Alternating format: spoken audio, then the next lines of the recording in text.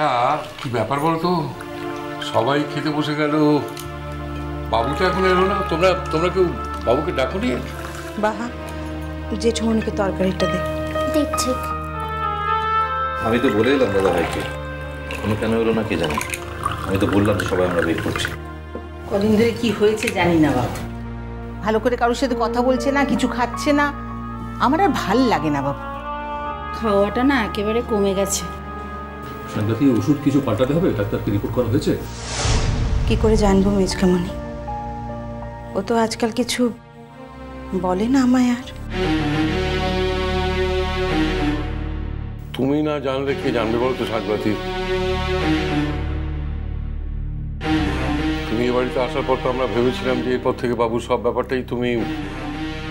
তোমার বাবু তো আর কচি বাচ্চা নয় জেঠুমনি।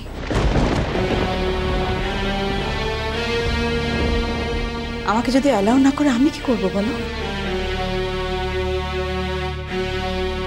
আজকাল তো আমার হাত থেকে ওষুধও খেতে চায় না। আর বললেই বলে খাওয়া হয়ে গেছে। সবটাতে বাড়াবাড়ি। আজকাল মোর সঙ্গেও ভালো করে কথাটা বলে এলা। আমি ভাবছিলাম দাদাভাইয়ের সঙ্গে ভালো করে বসে কথা বলবো, কিন্তু সময় করে উঠতে পারছি না।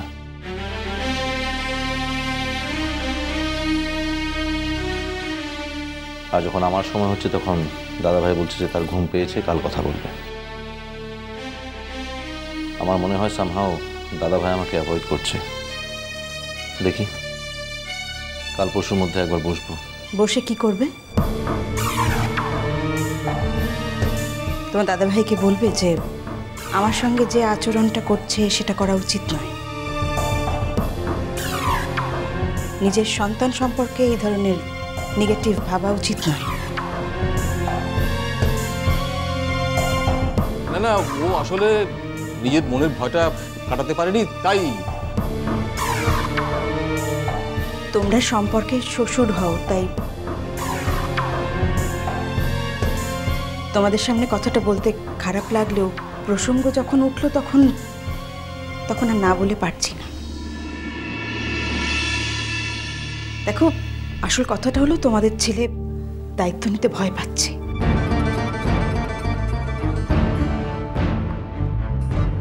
ওর অসুখ যে অনেকটা ভালো, ও যে অনেকটা সেরে উঠেছে সেটা তো তোমরাও দেখতে পাচ্ছ, আমিও দেখতে পাচ্ছি।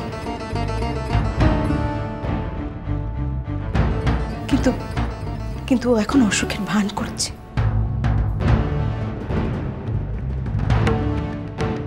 ও এইভাবে ব্ল্যাকমেল করে আমার উপর একটা মানসিক চাপ সৃষ্টি করার চেষ্টা করছে। বাহ সাজবাতি, বাহ, কি অপূর্ব ধারণা তোর আমার সম্পর্কে। আমি দায়িত্ব নিতে ভয় পাচ্ছি বলে সন্তান আনতে চাইছি না।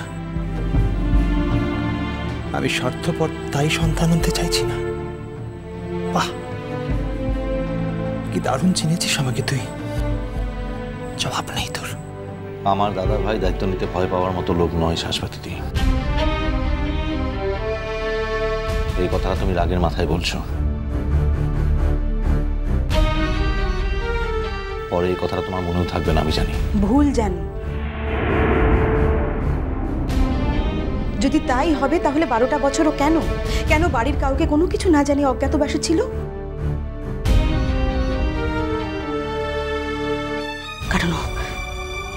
কারণ অহংকারী। ওর সমস্যার সঙ্গে বাড়ির কাউকে জড়াতে চায় না, কারণ বাড়ির কাউকে আপন বলে মনেই করে না।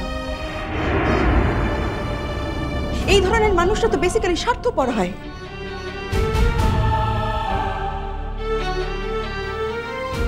সাজবাতি, এভাবে কেন কথা বলছো? তোমাকে এভাবে কথা বলাটা মানায় না। কেন মানায় না মেজো কাকিমণি? আমি কি দেবতা নাকি? কই, আমি তো কখনো এমন দাবি করিনি। আমি দেবতাদের কথা জানি না, তাদের আমি দেখিও নি, কিন্তু আমি মানুষ দেখেছি। 12 বছর ধরে একজন আরেকজনের জন্য অপেক্ষা করা দেখেছি। সেই মানুষটাকে আমি জানি, সেটা তুমি। তাই আজ তোমার মুখে এইসব কথা শুনে আমার মানতে অসুবিধা হচ্ছে শাশ্বতী। ভাইয়া আমার তো এখন মনে হয় আমি ভুল করেছি।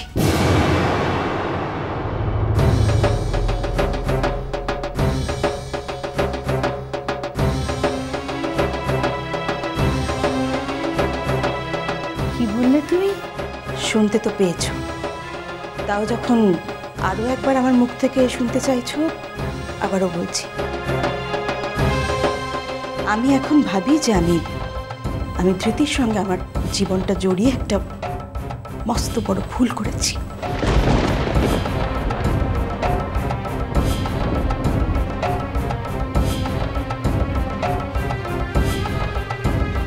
সাজবাতি, তুমি মনে মনে যে অপ্রিয় কথাগুলো ভাবো সেগুলো ওই অসুস্থ ছেলেটার বাবা মার সামনে নাই বা বললে, তার পরিবারের আর 5টা মানুষের সামনে নাই বা বললে। মোর তো মনে লেছে একজনের বেশি দুজনের খাবারটা লিবার কোনো দরকার টইলে মুজেছি। এই যে যাচ্ছ কোথায়? খাবারটা খেয়ে একেবারে ঘরে যাও। মোর খিদা লাই। খিদে থাকবে কি করে? এখন তো খিদে থাকার কথা নয়। আমি তো এখন ওর শত্রুপক্ষ হয়ে গেছি না?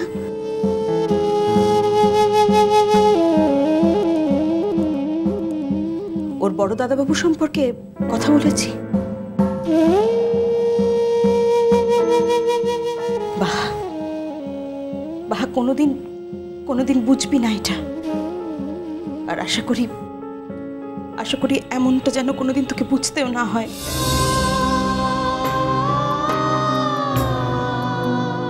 আমার ভাইয়ার মতো একজন রেসপন্সিবল হাজবেন্ড আছে তো তুই কোনোদিন বুঝবি না।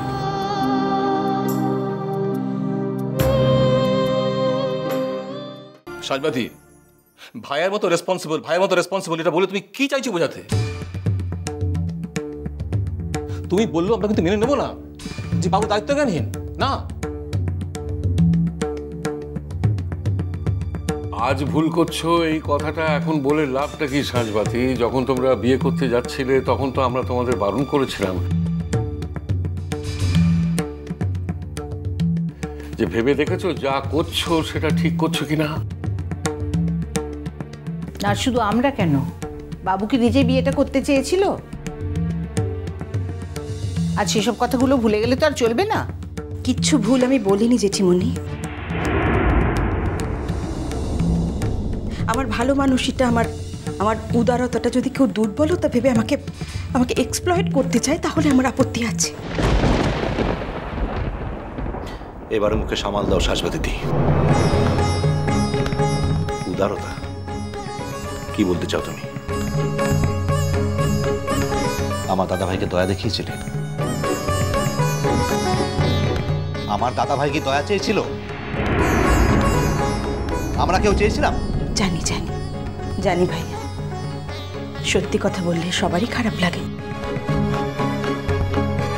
আর তাই তো আমি এতদিন মুখটা বন্ধ করেছিলাম ভাইয়া। ফাইনালি আর মুখ বন্ধ করে থাকলেই বা কোথায়? সব কথা তো মন খুলে উজাড় করে বলেই দিলে। একজন মা যখন তার সন্তানকে পৃথিবীতে আনতে বাধা পায় তখন সে আরো ভয়ঙ্কর হয়ে উঠতে পারে ভাইয়া। মেয়ে না হলে কোনোদিন সেটা বুঝবে না।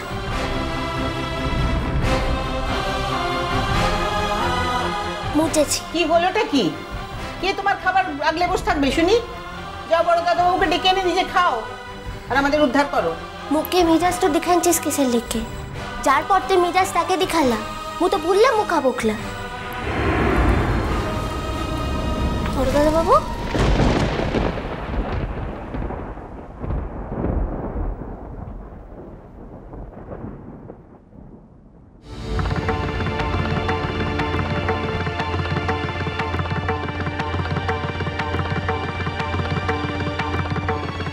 আচ্ছা বাবু, খেতে আসার তো একটা সময় আছে নাকি? সবাই তোমার জন্য অপেক্ষা করছে, কেউ তো তোমার দাস দাসী নয়। সরি বাবা, একটু ঘুমিয়ে পড়েছিলাম। ওর না, আচ্ছা সারাদিন বাড়িতে এমন তো কোনো হাতি ঘোড়া কাজ থাকে না, হ্যাঁ? তো সারাদিন বাড়িতে বসে কি করো তুমি, কি করো? রাত্রির খাবারটা এখানে দিতে তোমার কি খুব অসুবিধা হয়?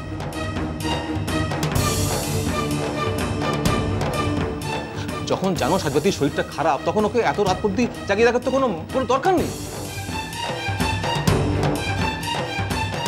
নাচবাতে নিজে থেকে দিতে আসে তাই, নাহলে ও যখন ছিল না তখন এ বাড়িতে রাতের বেলা কি কেউ খেতে পেত না? জাগে নাচবাতি, কাল থেকে আমি খেতে দিয়ে দেবো, খন তোমাকে কারোর জন্য অপেক্ষা করতে হবে না।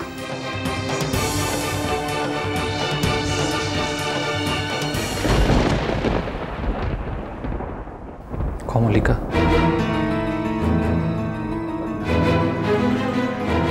চলো আমরা কয়েকটা দিন কোথাও ঘুরে আসি গিয়ে। এখানে থাকলে রুষা আমাদের রিলেশনটা একদম নষ্ট করে দেবে। রিলেশনটা কি কিছু আছে?